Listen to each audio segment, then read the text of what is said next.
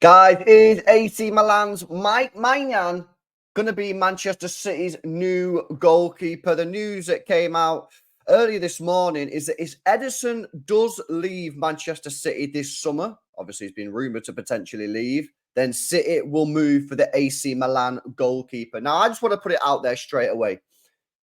I think if this is anything other than Ederson wanting to leave, City are making a huge mistake here. What does that mean? If this is just Ederson saying, listen, I don't like the fact that Ortega could be getting more game time next season. I don't like my wage being super low relative to other goalkeepers in Europe. Remember, guys, he's not even in the top 12 highest paid goalkeepers in Europe, Ederson, which is ridiculous, really.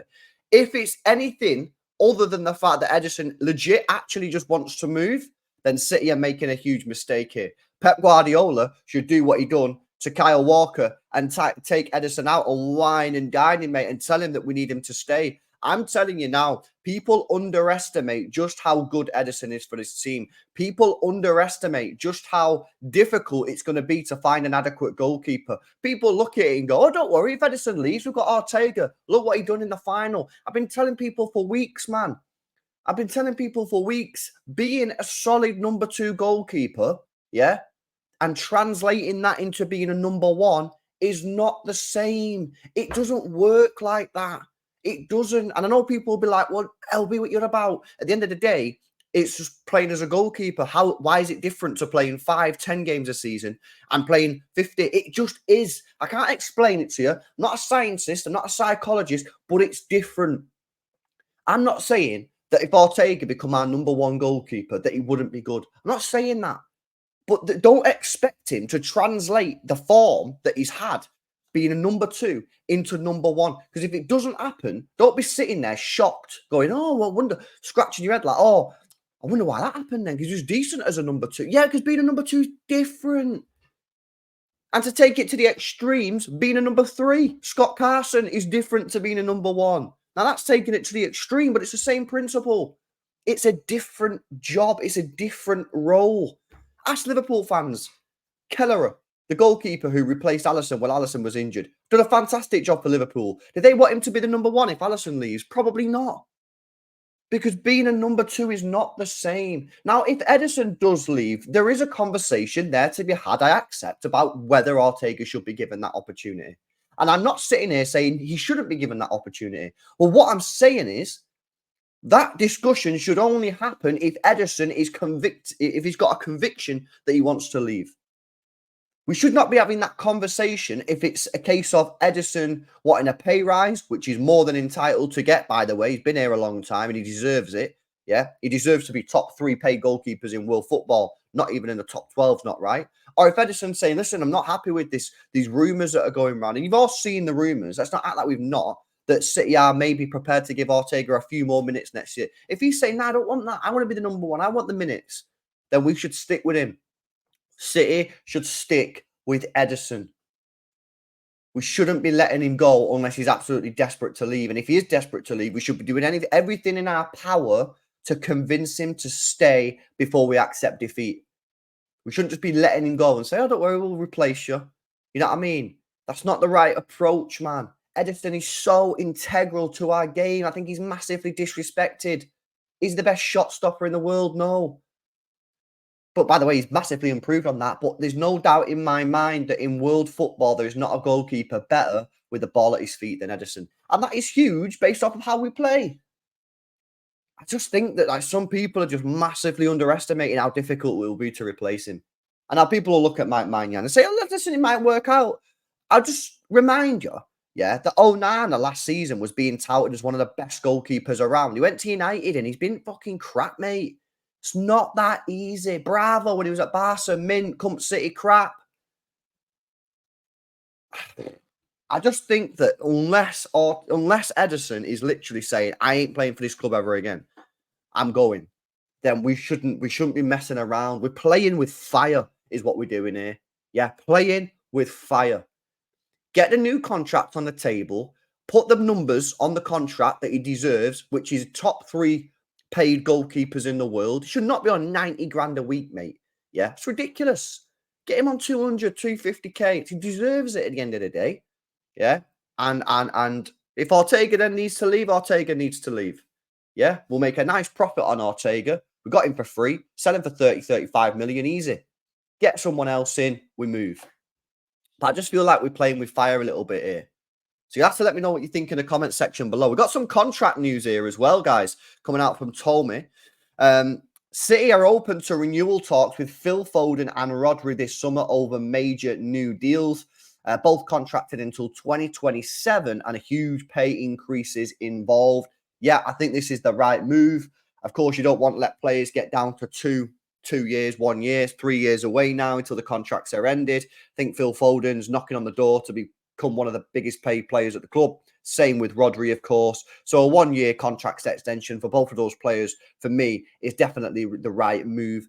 You push that back by a year. But this is the most interesting one. And I think this is going to get you guys debating a little bit in the comments. So make sure you give me your thoughts down below on this.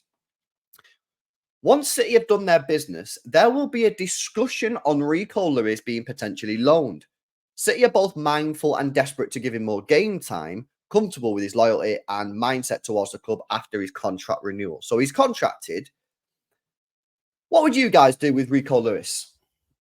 Let's just lay out the scenario, right? If we're saying he's not a right back no more, and he's not going to play the right back inverted role no more, and we're saying he's a midfielder, and City get a new number 6, number 8, like a new Gundogan, say Bruno Guimaraes, let's just say him for the sake of argument. He's going to be competing with Rodri, Bruno, Foden, Kovacic, Kevin De Bruyne, and at this moment in time, Matheus Nunes. His game time is going to be limited, regardless of how much you like him. And I really like him. So the question is, do you loan him out? Yeah? Send him somewhere to play football? Do you sell one of those other players that I've just mentioned, Kovacic or Nunes, and say, Rico, you're now taking their spot. Your minutes will go up. Just sell him. Probably get a decent price. Probably get 25, 30 million for the guy. Quite easy, in my opinion. Or you just stick with how you got now and just hope that he fights for minutes. Or do you say, actually, LB, I think he can play right back. I don't agree with this notion that he can't play right back. I think he can play right back and invert. And with Kyle Walker maybe leaving, or with Kyle Walker's minutes being reduced next season, there is a position for him in there. Now, the people will then say, well, actually, you play Kanji there or Stones there, whatever. But there's a decision to be made on Rico Lewis, and we need to decide what to do with him because he's a fantastic footballer. I really, really like him in that midfield area, but I feel that he's going to struggle getting any minutes next season if all those players stay and we add another one, say we get Bruno. It just is. It's logical. You can't say, no, he'll be fine for minutes. No, he won't. He won't be fine for minutes. He'll get some game time, but he won't be fine for minutes, will he? If Nunes, Kovacic, KDB, Foden, Bruno, Rodri are all there, come on, man. So maybe you got to let one of them go. Maybe you got to let Kovacic go and say Kovacic's done a fantastic job, but we need to get Rico some minutes. I don't know. Maybe we have to reassess and say actually maybe he can play right back. I'm not against it. But I don't know. I just think there's a discussion there to be had. I'm interested to know your guys' comments down below. But listen, Rico Lewis, I like him. I think he's a top player. I always rave about him when he starts games. I think he's had very, very few poor games, which is quite surprising actually for such a young player. Normally, young players they're quite volatile. You know, a couple good games, couple bad games. He might have dropped one bad game or whatever, but on the whole, he performed quite well. And Pep clearly trusts him. I mean, remember what happened last season when he threw him in at the deep end? This year, he's played quite a few big games as well. So I remember playing Arsenal, didn't he? He played Arsenal away. So listen, I really like him, but you've got to look at where's the development coming from? Where's the minutes? Maybe he just needs to go on loan. Maybe sell him with a buyback. For me, I'd make room. And I know a lot of you guys, I'd sell Nunes or Kovacic. Probably Nunes because I don't think he fits our style, and put Rico Lewis in there. But hey, some people don't agree with that. People say, oh, that's not right. You got to give the guy time. Give him time then, no problem. But you got to give me a solution for Rico Lewis. How many minutes did Rico Lewis play this year?